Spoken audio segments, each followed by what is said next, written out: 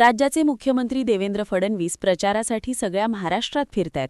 राज्याचे उपमुख्यमंत्री एकनाथ शिंदे प्रचारासाठी सगळ्या महाराष्ट्रात फिरतायत. पण राज्याचे उपमुख्यमंत्री अजित पवार यांच्या प्रचाराचा फोकस आहे 2 महानगरपालिकांवर.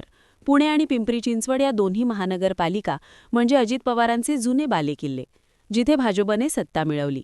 आता अजित पवारांनी याच 2 शहरांमध्ये ठाण मांडलं आणि पूर्ण ताकद लावली. इथं भाजपशी त्यांची एकाच एक लढाई आहे. इथं अजित पवारांनी शरद पवारांना सोबत घेतले. खास करून पुण्यात ज्यांना भाजपकडून तिकीट मिळालं नाही असे नेते अजित पवारांनी घेतले. आपली जुन्या नेत्यांची फळी ॲक्टिव्ह केली. प्रत्येक चाल आखून खेळली, पण काही फासे उलटे पडले आणि अजितदादा पुण्यात अडकले अशी परिस्थिती निर्माण झाली. आघाडीत सोबत असलेला सचिन खरात यांनी माघार घेणं, अन्य कुटुंबातले सदस्य दादांच्या स्टेजवर दिसणं आणि दादांच्या पक्षातल्या उमेदवारांनीच प्रचारातून दादांचेच पोस्टर्स गायब करणं. नेमकं काय घडले? दादा पुण्यात कसे अडकलेत?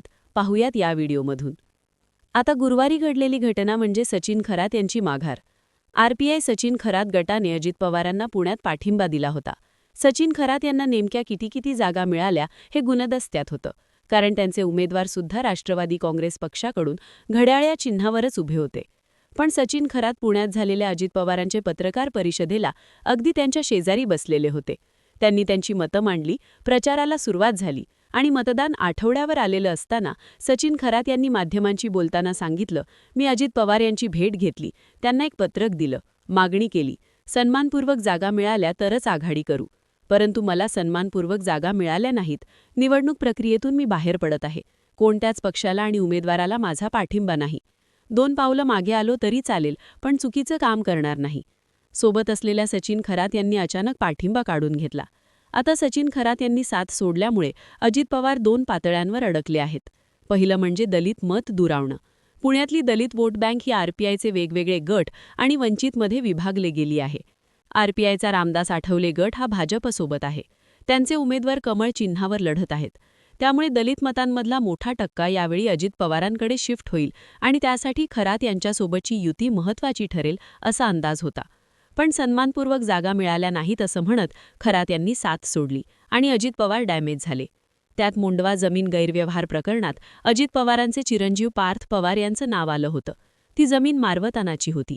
तेव्हाच दलित संघटनांनी अजित पवारांच्या विरोधात पुण्यात मोर्चे काढले होते, आंदोलन केलं होतं. तो मुद्दा अजूनही ताजा आहेच. साहजिकच दलित मतांचा टक्का जास्तीत जास्त आपल्याकडे घेण्याचा अजित पवारांचा प्रयत्न होता. पण आता तिथे अजित पवारांची अडचण होऊ शकते. दुसऱ्या पातळीवर झालेली अडचण म्हणजे गुंडांना किंवा त्यांच्या कुटुंबात दिलेली उमेदवारी. आंदेकर कुटुंबातल्या सध्या जेलमध्ये असलेल्या लक्ष्मी आंदेकर आणि सोनाली आंदेकर, कुख्यात गुंड गजानन मारणेच्या पत्नी जयश्री मारणे आणि कुख्यात गुंड बापू नायर हे घड्याळ या चिन्हावर निवडणूक लढवत आहेत. गुंडांना आणि त्यांच्या घरात उमेदवारी का दिली असा प्रश्न जेव्हा अजित पवारांना विचारण्यात यायचा, तेव्हा अजित पवार ते माझ्या मित्रपक्षाने दिलेले उमेदवार आहेत. कोणाला उमेदवारी द्यायची हा त्यांचा निर्णय आहे. मी हस्तक्षेप कसा करणार असं म्हणत सचिन खरात यांच्याकडे बोट करत होते. पण आपल्या कुठल्याच उमेदवाराला पाठिंबा नाही असं म्हणत सचिन खरातच बाजूला झालेत. त्यामुळे साहजिकच या उमेदवारांबद्दलचं उत्तरदायित्व आता अजित पवार यांच्याकडे आलंय. आणि आता इथून पुढे ते राष्ट्रवादी खरात गट आघाडीचे उमेदवार म्हणून नाही, तर फक्त राष्ट्रवादीचे, अजित पवारांकडे असलेल्या घड्याळ चिन्हाचे उमेदवार म्हणून ओळखले जातील. त्यामुळे गुंडांना उमेदवारी देण्याबद्दलचा पूर्ण ठपका आता अजित पवारांवर शिफ्ट झालाय.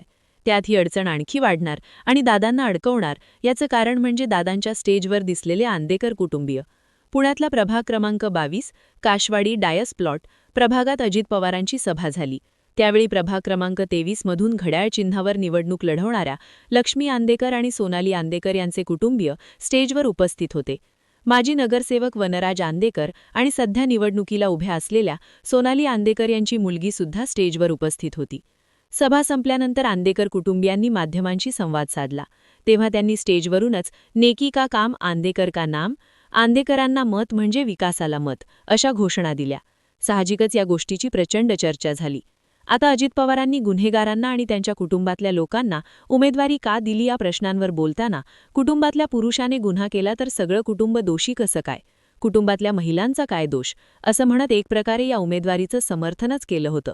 पण आता आंदेकर कुटुंबीय थेट स्टेजवरच दिसल्याचा फटका अजित पवारांना बसू शकतो. कारण यामुळे अजित पवारांकडे शिफ्ट होऊ शकणारे पांढरपेशी मतं त्यांच्यापासून अंतर ठेवू शकतात. अजित पवार हे पुण्याचे पालकमंत्री आहेत. त्यांनी अनेकदा पुण्यातली गुन्हेगारी संपवण्याबद्दल, गुन्हेगारांना खास करून कोयता पॅटर्नला आळा घालण्याबद्दल विधानं केली होती, इशारे दिले होते.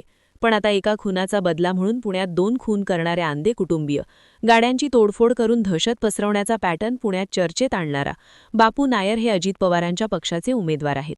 त्यांच्या कुटुंबियांना स्टेजवर मिळालेलं स्थान याचा अर्थ अजित पवारांचा त्यांना पाठिंबा आहे का?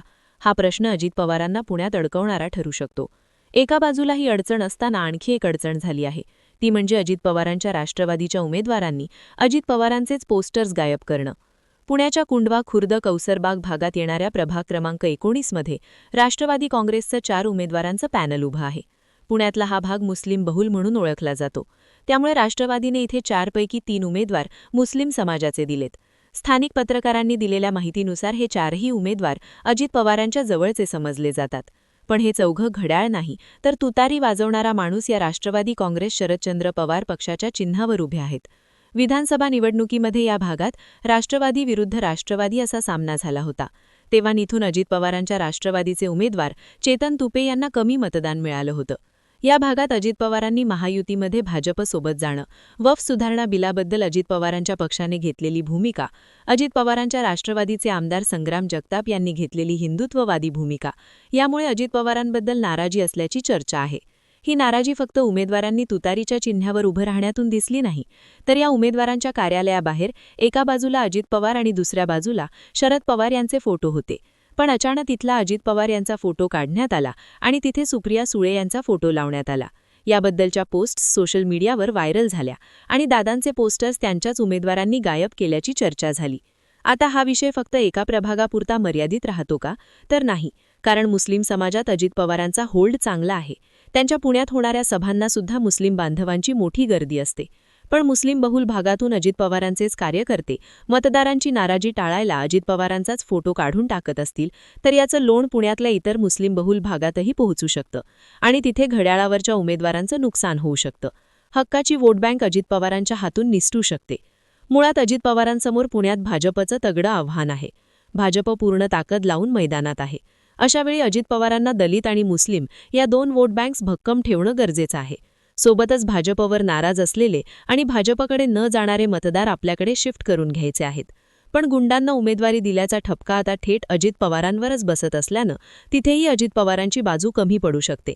आधी पार्थ पवार जमीन व्यवहार प्रकरण आणि नंतर सचिन खरात यांनी साथ सोडणं, यामुळे दलित मत दूर जाऊ शकतात. आता सचिन खरात यांचा या मतांवर अगदी पक्का होल्ड नसला तरी सन्मान न केल्याचा मेसेज डॅमेज करणारा ठरू शकतो.